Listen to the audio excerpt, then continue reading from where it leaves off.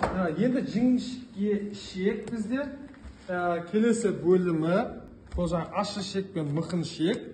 Ащы ішек бізде жаңа иенім дедік, мықын ішек илеуім дедік.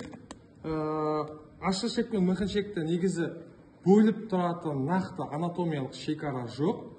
Бірақ шартты түрде екі ішектің орналасқан орнын ажыратуға болады.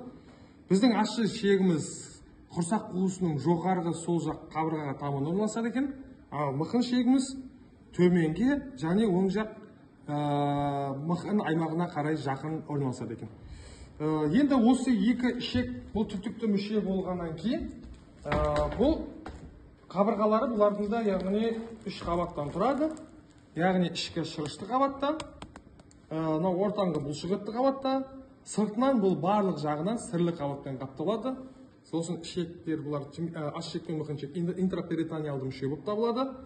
Бұның жіңішке ішектің шырышты қабатын қарап тұрсақ, барлық ішекке тән, жіңішке ішектерге тәнді дөңгелек қатпарлардан тұрады екен. Дөңгелек қатпарларды жақындатып, негізі дөңгелек қатпарлардың саны бір 600-ге жуық.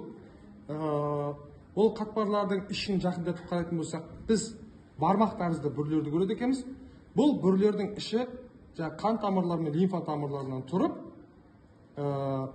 бүрлердің қызметі, яғни ішектің шырышты қабатының қорытылған ас қалдықтармен жанасу бетін көбейтіп, қорытылған ас бөліктерінің қан мен лимфаға сіңірілуін қамтамасыз етеді екен. Бұл жерде яғни вена тамырларының қызметі, вена капиллярларының қызметі қоректі заттарды сіңіру, ақуыз бенен көмір суды, лимфа капиллярларының қызметі майды сіңіру, ал артериал капиллярлардың қызметі мына бүрдің өзін қанмен қамтамасыз ету. Біздің жіңішке ішектің шырышты қабаты, яғни бүрлердің қабырғасы неден түзілген десе айтамыз, бір қабатты цилиндрлі эпителийден түзілген деп айтады екенбіз.